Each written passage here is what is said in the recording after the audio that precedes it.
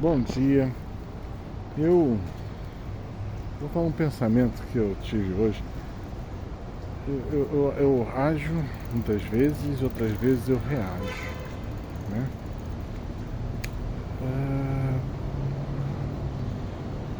Eu tenho para mim, né, que Deus opera no nosso coração e vai mudando a nossa vida, uma coisa chamada conversão.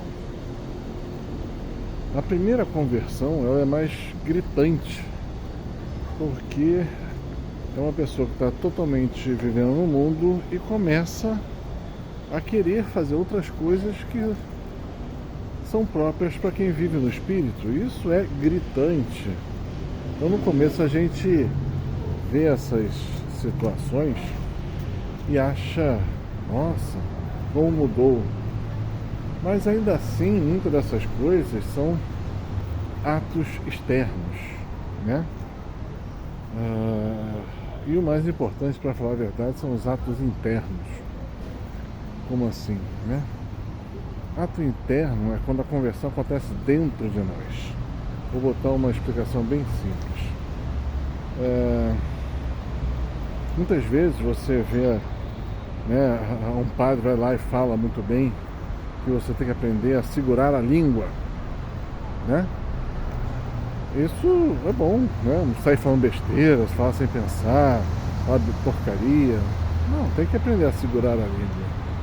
Mas veja, o falar é um ato externo e Jesus vai falar que a gente fala daquilo que o coração está cheio. Se o coração está cheio de porcaria, por mais que você vigie a boca, você vai falar porcaria. É causa e efeito, né? A lei da semeadura, você planta, o que você planta é o que você vai colher. Não tem outra forma. Ai, senta aqui. Um papo da tarde, né? Então, fica um probleminha que você tem que pensar o que está de errado em mim. Eu tenho que segurar muito a minha língua. O que está de errado? O que está de errado é que teu coração está cheio de porcaria, né? Não é porque você quer, não. Porque dia e noite é informação errada e vai entrando pelas suas orelhas, vai entrando pelos seus olhos e aquilo vai se acumulando no seu cérebro, nos seus pensamentos, na sua alma. E quando você vê, você está falando exatamente aquilo, né?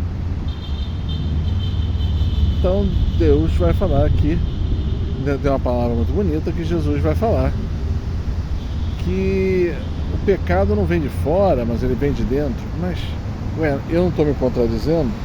Não. Porque eu estou dizendo que quando começa a conversão, Deus vai fazer as nossas vontades começarem a deixar de olhar para as coisas do mundo, para começarmos a olhar as coisas de Deus.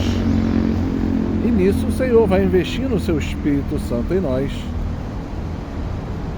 devagar, e vai mudando as nossas vontades, as nossas prioridades, as nossas o que a gente acha interessante, né? Vai aos poucos criando em nós uma vontade de orar, de rezar, que se você pensar, isso é totalmente contra o que a carne quer, o que o mundo fala. O mundo vai falar que orar, rezar é perda de tempo. Vai ficar na frente de uma televisão horas a fio sem ver nada de bom, só besteira. Isso é maravilhoso, segundo o mundo. Ou seja, tem muita coisa que acontece. Você vê que são duas realidades, e Jesus vai focar mais uma vez falando, né? Dai a Deus o que é de Deus e dai ao mundo o que é do mundo. Tá bom, a palavra foi um pouco diferente, foi dai a César o que é de César, o mundo, o reino do mundo, e dai a Deus o que é de Deus. E aí depois Jesus também vai falar que ninguém serve a dois senhores. Então, aos poucos, ele vai te pedindo para você fazer prioridades nas coisas de Deus. Se você for tratar os dois reinos da mesma forma, no fundo, você vai dar forma ao seu coração das coisas do mundo e não vai agradar a Deus. Quando a gente tenta agradar ao mundo, a gente se afasta de Deus. Não tem jeito. E aí o que Deus vai fazer no nosso coração é conversão, é mudança, é uma coisa que é diária, é quase sem sentir, né? E essa mudança que acontece em nós, depois de certo tempo, o que acontece é que eu não tenho que ficar segurando a minha boca ou a minha língua para não dizer uma besteira, uma coisa errada, porque simplesmente eu não vou ter nenhuma vontade de fazer essas palavras. Não vou ter vontade de fazer nada disso, porque o Espírito Santo dentro de mim está operando para que quando eu fizer algum tipo de juízo, eu faça ele de forma correta, não palavras ao vento, não denigrindo ninguém, no máximo, se é uma verdade, e a verdade que tem que ser dita, seja dita. Então, quando você está tendo que segurar seus ímpetos, essa coisa toda, significa uma coisa, que o Senhor ainda não agiu no seu coração tão profundamente quanto você acha. Ele ainda está na superfície. E ele tem que agir mais profundo. Mas o segredo disso está em você permitir a Deus fazer isto, convidar a Deus para fazer isto e ter momentos com Ele para que Ele faça isto, né? A famosa oração, tempo de oração, tempo você com Deus, tempo de intimidade. E aí eu vejo também pessoas, pessoas convertidas tem que ser assim, assim, assado. Ele pega muitas vezes exemplo de santos e vai pegar ele, o exemplo do santo, lá no final da vida dele, né? Depois de 30, 40 anos com Deus, 50 anos de mudança nele, para chegar naquela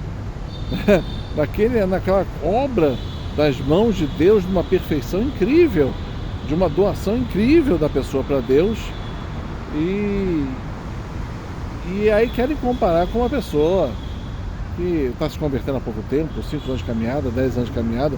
Não, você tem que ser daquela forma. Querido, você não vai conseguir. E o pior é que você vai ficar tentando e não conseguindo. Muita gente eu vi desistir. Por quê? Porque não estava pronta ainda para aquilo. Como falei, conversão dura tempo. O Senhor, Ele tem pressa na nossa conversão, porque Ele quer fazer de nós grandes santos. Mas isso ao mesmo tempo demora, porque o nosso coração é difícil, é complicado. E essa mudança demora muito tempo. Então, às vezes, você tem que ter cuidado, bom senso, saber mais ou menos em que parte da caminhada você está, né? Eu vejo, aí às vezes a gente passa na rua, aquelas pessoas que estão com uma roupa, né? Aqui na goela, que vai até o pé. Eu falei, meu Deus, algo estranho naquilo, né? Aquilo ali é um pouco demasiado, pouco. Jesus não nos pede para fazer essas coisas, né? A não ser que você seja uma freira, né? Freira tem que andar daquele jeito, porque ela negou o seu corpo, a sua carne, totalmente para aderir a Cristo. E entregou a sua vida para ser esposa de Cristo. Então nenhum homem deve olhar para ela como uma mulher. Então que ela tenha vestimento, uma vestimenta, né, até o pé, não faz sentido, né? Mas tem freira que não usa hábito. Eu não conheço nenhum soldado que vai para a guerra desprovido da sua armadura. Então se tem gente indo para a guerra sem armadura, não é soldado. Eu, quando olho para esse tipo de coisa, eu falo, que pena que ainda não entendeu o seu chamado, né? Ela não é essa pessoa que é chamada a ser Uma irmã, uma freira, ela nega o mundo, morreu para o mundo e vai servir a Deus pura e simplesmente em toda a sua vida. Então, a vestimenta é adequada a isso. É a coisa quando eu vejo um padre que não está vestido de padre. Eu falo, esse cara, coitado, não sabe o que Deus está chamando a ele. Qual é o chamado dele? Né? Padre não tira férias. Padre não tem hora de descanso, não. Eu vou ser padre das 9 da manhã às 7 da noite e depois eu posso fazer o que eu quiser. Não. O sacerdote do Senhor, ele é 24 horas do dia sacerdote do Senhor. Aí daqui a pouco, como tem uns aí que, né, te vê aí, não estou julgando, mas é só uma percepção, né, óptima que Deus me dá. Fala assim, o sujeito não se veste como padre. O sujeito está geralmente rodeado de mulheres. O sujeito fala como mundano e o sujeito se veste como mundano. Ele é padre? Ele pode ter sido sagrado padre, mas ele está longe da vocação dele. Como você vai ser um julgamento? Não. Percepção. Né? Já dizia minha avó, se você se vestir de um jeito, as pessoas vão te tratar daquele jeito. Né? Se eu me visto bem, as pessoas me tratam bem. Se eu me visto para tentar a carne das mulheres, é isso que vai acontecer. Né? Então, eu tenho que me vestir de acordo com o que eu sou, com o que eu quero passar de mensagem. Eu tenho que ser minimamente adequado ao que eu penso, à minha fé, ao que eu creio. Não adianta falar, eu creio em Deus, faço isso, faço aquilo e age de uma forma diferente. Né? Eu tenho que ser adequado. Eu não estou pedindo que todas as pessoas sejam 100%, né? Não, isso tem um tempo, eu sei disso. Mas você tem que buscar ser semelhante ao que a fé que você tem. Parece uma loucura isso? Não. Isso é minimamente o que se espera. Né? E você tem que seguir a sua convicção. Eu sou, sei lá, o que eu sou? Se você fala assim, eu fico acreditando lá em, sei lá, em ET, então se veste como ET, gente. A tua crença. Se existe ou não, sabe? Eu não vou entrar no mérito. Agora, se eu sou católico, se vista como um católico. Como Jesus se vestiria? Como é que ele andaria? Como é que ele faria as coisas? Né? Essa é uma coisa que eu sempre tive de exemplo da minha mãe. Como é que essa pessoa é? Né? Só ela falava para mim de uma outra forma. Falava, pensa no príncipe da Inglaterra. Como é que ele se vestiria? Como é que ele se portaria? Como é que ele sentiria as coisas? Como é que ele colocaria as coisas? Né? Pode ser que você fale que o príncipe da Inglaterra hoje em dia não quer dizer absolutamente nada, mas quando eu era criança significava. Então é um modelo que a gente vai seguindo e fazendo acontecer. Então você tem que seguir a Deus e aprofundar. E à medida que você vai aprofundando, você vai encontrando cada vez mais coisas, desafios para você, né?